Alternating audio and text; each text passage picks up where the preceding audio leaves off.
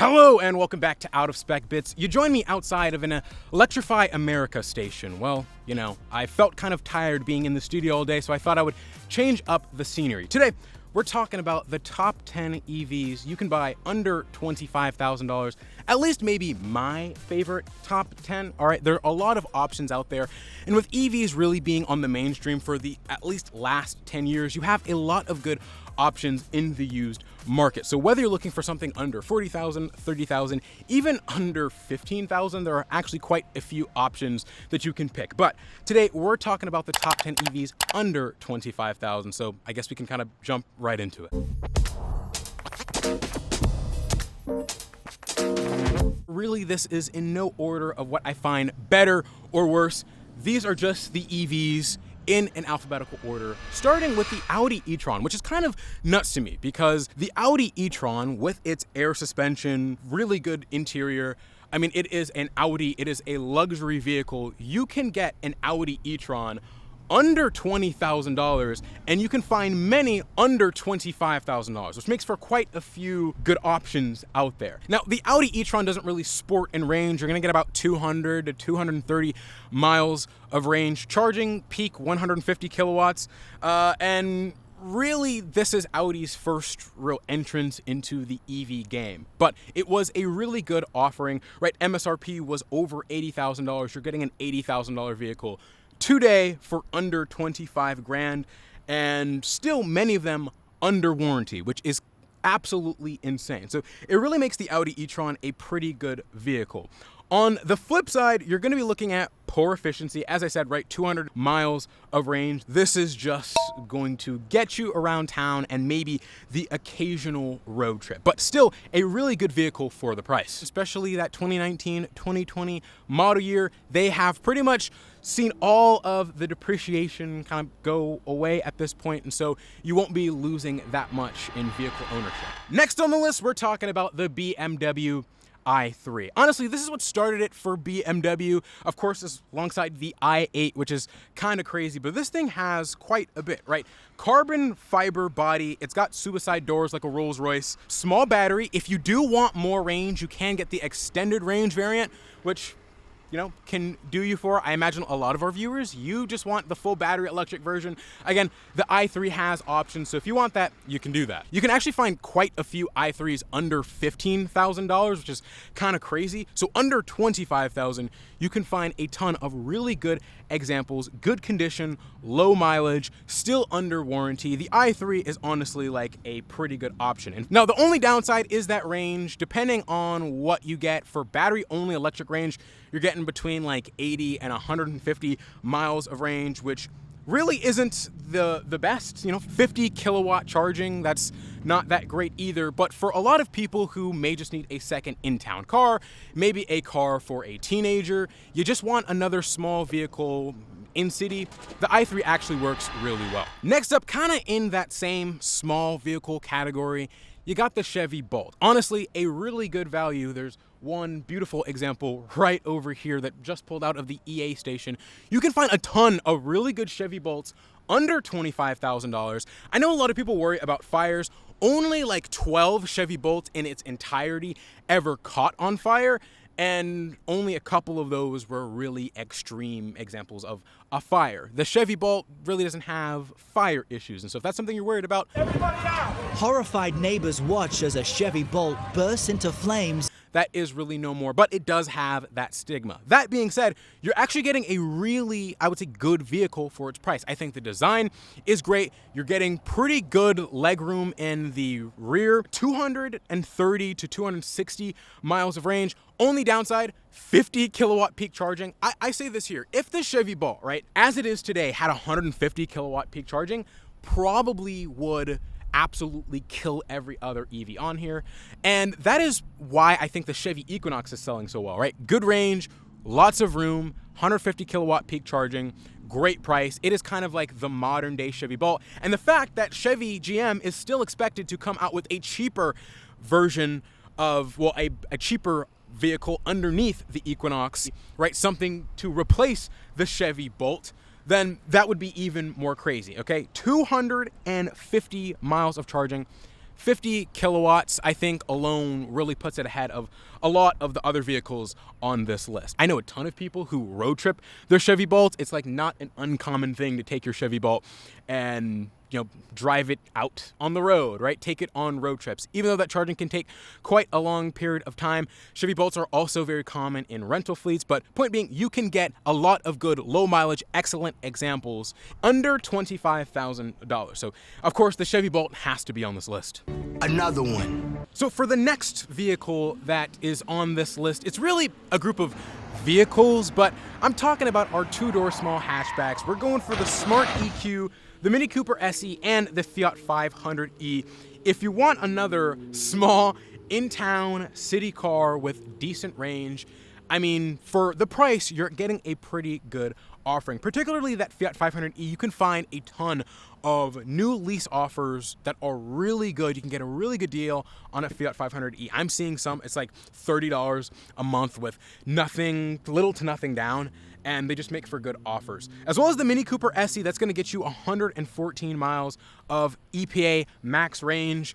And of course the Smart EQ as well as the Fiat 500e, both under 80 miles of range. Not the best, but still for something in town, in city, they just work really well. Now, the Mini Cooper SE, no matter what year you get, it can DC fast charge. Again, 50 kilowatts, so you have a good amount of options in what model year that you can pick for the Mini Cooper SE, but again, 50 kilowatts. It does have the best range, so maybe you could easily road trip it like the Chevy Bolt with 50 kilowatt peak charging. Chevy Bolt does have more range, but it is probably doable. That being said, again, it is a nice, small, in-town city car. You're likely going to be doing level 2 at home. And then again, the Smart EQ, yeah, again, that cannot DC fast charge, but for all of these vehicles, the Fiat 500e, the Mini Cooper SE, as well as the Smart EQ, you can find a ton of good, cheap examples. I personally have to convince myself to not buy a Smart EQ because there have been a few offerings in my area, and I've been like, I want to drive a smart car. I mean, you just imagine whipping that thing around, even on the highway. All right, you're going around through city streets, you could park it anywhere, put it anywhere. All right, it's just a perfect in-city car. I get kind of tired driving this big old Rivian all the time, and so a Smart EQ may be on my horizons. The next one on this list is a bit of a twofer. Again, we're going with the EV6 and the Ioniq 5. You can actually find a ton of good examples under $25,000. A lot of them are higher mileage though. I'm talking more than 60,000 miles, which for people like me, that really doesn't mean anything, and that is still under the powertrain warranty. But as time goes on, you're gonna continue to see more EV6s and Ioniq 5s on the market for sale under $25,000. Again, Ioniq 5, EV6, EGMP cars, they have an amazing charge curve, so it kind of just makes a really good road trip vehicle under 25 grand. We know Hyundai, Kia have been keeping up with the EV game. Software is there, depending on what year you get. I believe wireless CarPlay, Android Auto, good software, good space, again, good range, good charging. EGMP cars, I can't believe you're getting those under 25 grand at this point, but honestly, a really good offering if you are in the market for something like that. In fact, I would probably put the EV6 Ioniq 5 as probably the #1 option for people looking for an EV under 25 grand. The next comes from Hyundai, Kia again. These are not EGMP cars. We're talking about the Kia Niro as well as the Hyundai Kona EVs. Really good offerings in my opinion. You can actually find a ton of examples under $25,000 for this vehicle. Again, pretty relatively lower mileage. I mean, these are Hyundai Kia's cheaper end vehicles. They've pretty much taken the Kona and the Niro and then made them electric.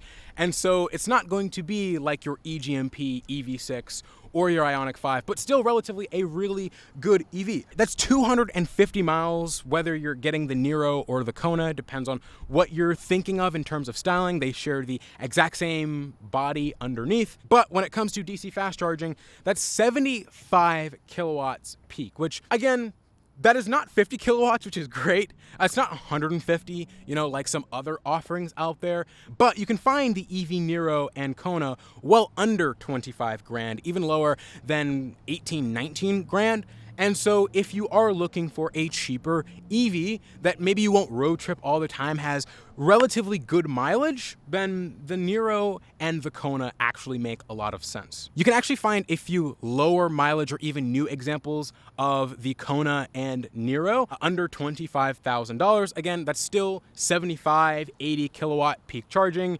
You're getting that 250 miles of range, but they do have better software, some more creature comforts that make them better than the older generation Niro and Kona. The next one on this list, it's coming out of left field. You probably haven't heard of this vehicle in quite some time, but we're talking about the Jaguar I-PACE. Okay, I actually love this thing. I remember when this first came out, it was like 2019. Everyone was like, this is the Tesla killer. It's gonna kill Tesla. Jaguar doesn't even make the I-PACE anymore. I believe they stopped production back in like November. They've sold all of them to Google to use for their Waymo program. And so the I-PACE really isn't here anymore, all right? 100 kilowatt peak charging, 250 miles of range, give or take, but it is a Jaguar. So you're gonna get all-wheel drive, a ton of luxury features, air suspension. It actually rides very, very well. A pretty good vehicle for under $25,000 for mid-mileage vehicles. You will find better examples. I'm talking even newer examples, 2022s and 2023s under $30,000. And so if you're willing to spend a little more, you can get an I-PACE for a pretty good bargain. Those things have absolutely absurd depreciation, which just make them really good offers, I guess, for those who are looking in the secondhand used market. But honestly, the I-PACE is a pretty good value to me. The only issue I think I see with the I-PACE, right, poor efficiency, that 100 kilowatt poor charging, right? For a luxury vehicle, I would expect at least 150 kilowatts, especially back in 2019 even. That vehicle was MSRPing at 100 grand. So 100 kilowatt peak charging, really not the best. But today, for a vehicle under 25 grand, that might actually do you just fine. Unfortunately, right, poor infotainment. The software was absolutely horrible. It is a Jaguar Land Rover vehicle, so software and low voltage components are known to have faulty issues. You're actually not going to find a ton of these in warranty. Of course, the powertrain for many of these still has the powertrain warranty, but just the regular vehicle warranty, it being a Jaguar vehicle, is that something that you want to risk? That's something that you'll have to ask yourself, but there are options for vehicle warranties that you can buy out there if you really do want an I-PACE. I'm really curious to see what Jaguar has up their sleeves coming their next generation of EVs. You know, as the marketing campaign that they had was quite weird. I remember I filmed a video with Jordan. We were talking about how crazy it was, and they've kind of killed off the essence and the beautifulness of what makes Jaguar a Jaguar. And now, since Jaguar's come out and said that they're looking for a new marketing company to kind of overhaul that so that they have, you know, a vehicle that is seen as a Jaguar to people. But the I-PACE is definitely an interesting vehicle, but you can find them under 25 grand, so it had to make this list. All right, next, I'm gonna show some love to the Swedes over here, right? We're talking about the Polestar 2. A lot in the Polestar news lately, right? We just got the Polestar 4 coming to the United States. We've had the Polestar 3 for quite some time. The Polestar 1, what a fun hybrid. But the Polestar 2, all right, that was supposed to be the Model 3 killer. And there are quite a few examples under 25 grand rear-wheel drive that you can find, right? 150 kilowatt peak charging, like 250 miles of range, depending on wheels you get. I mean, honestly, it is a good vehicle to me. It definitely isn't as of a luxurious vehicle. I actually think it's worse quality than a Model 3. I guess that's just my opinion.